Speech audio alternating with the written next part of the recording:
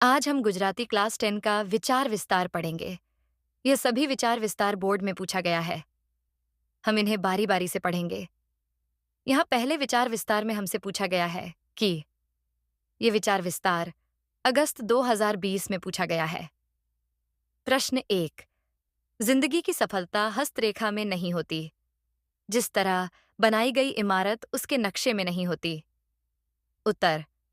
प्रस्तुत पंक्तियों में कवि ने भाग्य के भरोसे बैठने वालों को परिश्रम का महत्व समझाने का प्रयास किया है। जीवन में सफलता मनुष्य की हथेलियों की रेखाओं में नहीं होती। मात्र हस्तरेखाओं को पढ़ने से उन्नति और सिद्धि प्राप्त नहीं हो सकती। कवि हमें इमारत का उदाहरण देते हुए बताते हैं कि इमारत की डिजाइन उसके नक्शे में होती है। केवल नक्शा बना लेने से इमारत नहीं बनती। इमारत बनाने के लिए लोगों को कड़ी मेहनत करनी होती है। उसी प्रकार हस्तरेखाएं और भाग्य में चाहे जितना भी अच्छी चीजें लिखी हो, लेकिन उसे साकार करने के लिए परिश्रम तो मनुष्य को ही करना पड़ता है। परिश्रम ही सच्चा पारसमणि है। अतः हमें कभी भी भाग्य के भरोसे नहीं बैठना चाहिए, बल्कि सफलता पाने के लिए अत्यधिक कठिन परिश्रम करना चाहिए। प्रश्न 2। आचार ही प्रचार का श्रेष्ठ माध्यम है। मार्च 2020। किसी भी उपदेश को दूसरों को देने से पहले उसे खुद पर लागू करना चाहिए। उपदेश देना तो आसान है, लेकिन उसे खुद आचरण करना कठिन होता है। जब तक अपने उपदेशों को खुद के आचरण में न उतारा जाए, तब तक उसका दूसरों पर प्रभाव नहीं पड़ता। उदाहरण के लिए, अगर कोई संत सादगी की बातें करता है, लेकिन खुद वैभवशाली जीवन जीता है, तो उसके उपदेश का दूसरों पर कोई असर नहीं होगा।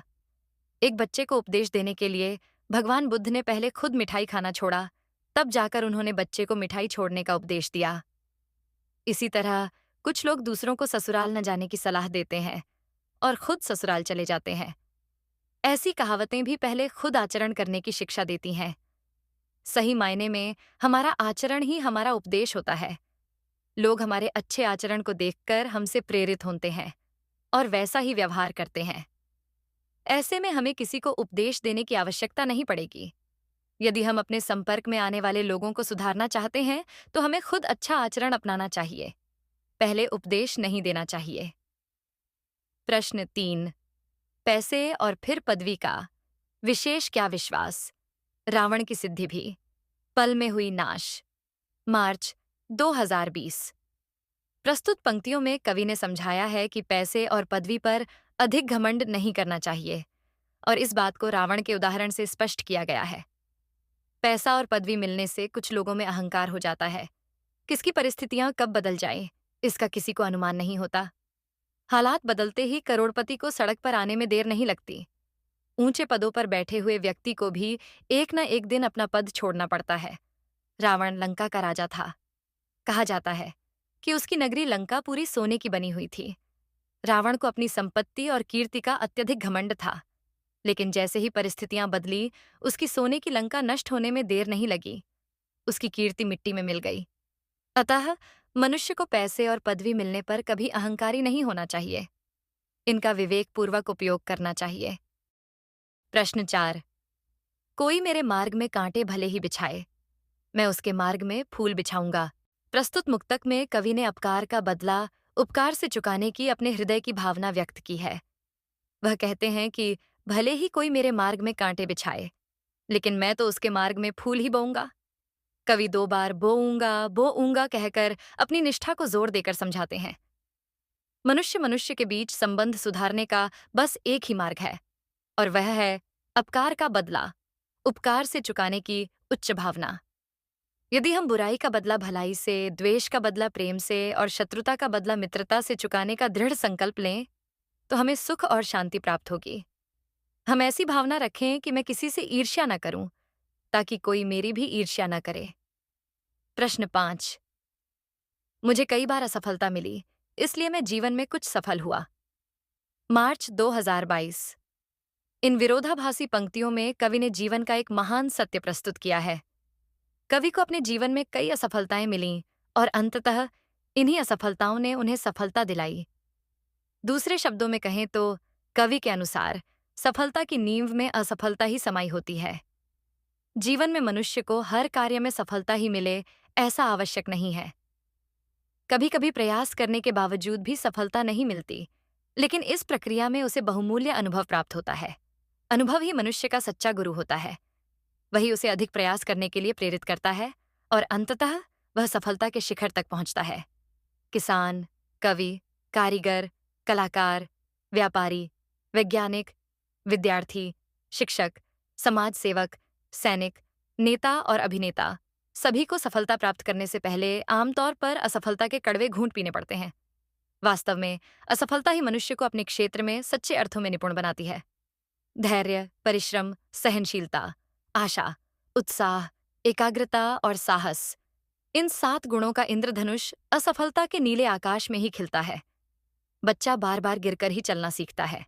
अनेक बार ठोकर खाने के बाद ही मनुष्य पूर्ण रूप से परिपक्व बनता है। वास्तव में सफलता का ताला असफलता की गुरुचाबी से ही खोला जा सकता है। असफलता की सीढ़ियां ही मनुष्य को सफलता के शिखर तक पहुंचाती हैं।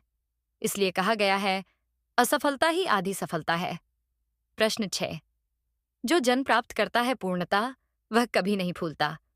भरा हुआ घट छलकता नहीं, अधूरा घट छलकता है। मार्च 2022। जो व्यक्ति अपने पुरुषार्थ, संघर्ष और जिज्ञासा की शक्ति से पूर्णता प्राप्त करता है, वह कभी घमंड नहीं करता, अहंकार नहीं करता। जैसे पूरी तरह भरा हुआ घड़ा कभी छलकता नहीं, लेकिन अधूरा, अपूर्ण घड़ा छलक उठता है। जो व्यक्ति पूर्ण ज्ञान से भरा होता है, वह हमेशा शांत रहता है। वह गंभीर होता है और सुख दुख में बह नहीं जाता, न ही हार मानता है। वह स्थित प्रज्ञा होता है। जैसे सरोवर में पानी का स्तर बढ़ता या घटता है, लेकिन कमल अपनी डंडी पर स्थिर रहता है। छिछोरापन, असभ्यता और अहंकार जीवन की अपूर्णता के कारण उत्पन्न होता है। कवि ने इसे समझाने के लिए पानी और घड़े का उदाहरण दिया है। घड़ा शरीर का प्रतीक है और उसमें भरा पानी जीवन का प्रतीक है। वही घड़ा छलकता है जो अधूरा है, अपूर्ण है। जो सज्जन उत्तम प्रकृति का हो, तो उसका क्या करे कुसंग। चंदन में विष नहीं फैलता, चाहे सर्प कितने लिपटे रहे। प्रस्तुत पंक्तियों में कवि कहते हैं कि जो व्यक्ति सज्जन होता है, उस पर कोई भी बुरी संगति प्रभाव नहीं डाल सकती। कवि अपने विचारों की पुष्टि करने के लिए चंदन वृक्ष का उदाहरण देते हुए बताते हैं कि चंदन के पेड़ पर दिन रात कितने ही सांप लिपटे रहते हैं, लेकिन सांप के विष से चंदन का पेड़ विषैला नहीं होता। वह तो निरंतर शीतलता और सुगंध ही फैलाता रहता है। उसी प्रकार सज्जनों के उच्च चरित्र और सात्विक स्वभाव पर भी दुष्टों की संगति का कोई प्रतिकूल प्रभाव नहीं पड़ता। शराब, जुआ, धूम्रपान आदि बुरी आदतों वाले लोगों के बीच रहने के बावजूद सात्विक प्रकृति वाला व्यक्ति इन बुराइयों से प्रभावित नहीं होता। वह बुरे लोगों के रंग में नहीं रंगता, क्योंकि वह अच्छाई और बुराई में भेद कर सकता है। जैसे सोने को जंग नहीं लगती, वैसे ही कुलीन और उदार व्यक्तियों पर दुष्टों की संगति का बुरा प्रभाव नहीं पड़ता। प्रश्न 8। आलस्य जीवित मनुष्य की कब्र है। जुलाई 2020। प्रस्तुत पंक्तियों में कवि आलस्य के दुष्प्रभावों के बारे में बात करते हैं। इस संसार में वही व्यक्ति आगे बढ़ता है जो मेहनत करता है। जो व्यक्ति कोई काम नहीं करता और पूरा दिन बैठे रहता है, वह मानो अपनी कब्र स्वयं खोद रहा होता है। बिना काम किए पूरा दिन बैठे रहने का पहला नुकसान यह होता है कि व्यक्ति बैठे बैठे अपने कपड़े घिस देता है। यानी वह काम करे या न करे, लेकिन उसके कपड़े जरूर घिसते हैं। दूसरा, आलस्य में पड़े रहने वाले व्यक्ति को अपनी आवश्यकताओं की पूर्ति के लिए आय नहीं मिलती, जिससे उसे कर्ज लेना पड़ता है। तीसरा, जो व्यक्ति आलसी होकर घर में ही पड़ा रहता है, वह बाहर की दुनिया से कट जाता है और कोई उसे पहचानता तक नहीं। इस प्रकार जो लोग कोई काम नहीं करते और पूरा दिन आलस्य में बिता देते हैं, वे जीवन में कुछ भी प्राप्त नहीं कर सकते। हमारे उपनिषदों में भी कहा गया है प्रमव्यम, जिसका अर्थ है आलस्य मत करो। आलस्य मनुष्य के जीवन के विकास को नष्ट कर देता है। एक बार यदि शरीर में आलस्य प्रवेश कर जाए, तो उसे बाहर निकालना बहुत कठिन हो जाता है। इसलिए व्यक्ति को हमेशा एक निश्चित लक्ष्य बनाकर उसके लिए निरंतर प्रयासरत रहना चाहिए, न कि निष्क्रिय बैठना चाहिए। हमारे राष्ट्रपिता महात्मा गांधी भी आलस्य को मनुष्य का सबसे बड़ा दुर्गुण मानते थे। अतः मनुष्य को अपने जीवन में कभी भी किसी कार्य को करने में आलस्य नहीं करना चाहिए। जो काम कल करना हो, उसे आज करो, और जो काम आज करना हो, उसे अभी कर डालो। यदि आप आज का काम कल पर टाल देंगे, तो वह कल कभी नहीं आएगा और आपका काम कभी पूरा नहीं होगा। इसलिए आलस्य करके हमें स्वयं अपनी कब्र नहीं खोदनी चाहिए। प्रश्न 9। जिनके कदम अस्थिर हों उसे कभी रास्ता नहीं मिलता। अडिग मन वाले मुसाफिर को हिमालय भी नहीं रोक सकता। इन पंक्तियों में कवि ने हमें दृढ़ मनोबल का महत्व समझाया है।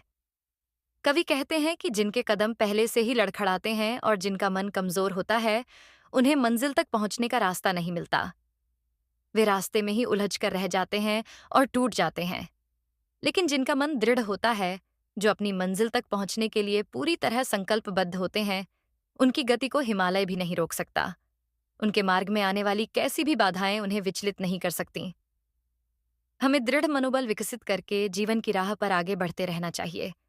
कठिनाइयों और रुकावटों से हमें बिल्कुल भी विचलित नहीं होना चाहिए। प्रश्न 10। वाणी तो बाण और फूल के समान होती है, कभी चुभती है तो कभी संवारती। कठोर हृदय को भी आहत कर सकती है और आहत हृदय को फिर से जोड़ भी सकती है। मार्च 2024।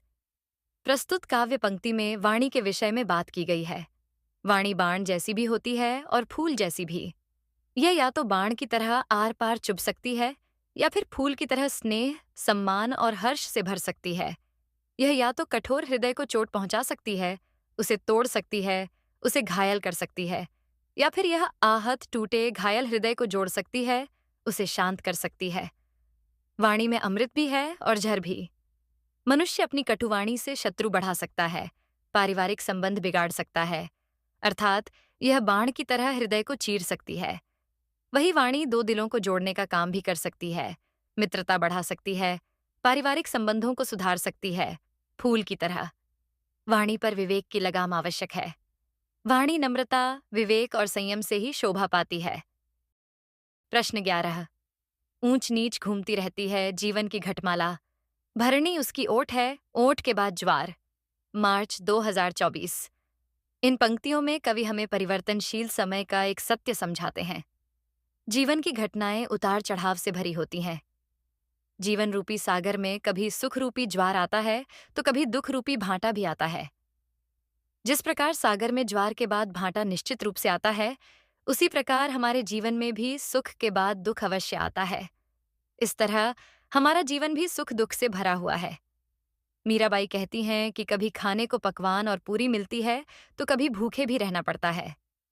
दिन रात, धूप छांव, अमावस पूर्णिमा की तरह सुख दुख भी मानव जीवन का निश्चित क्रम है।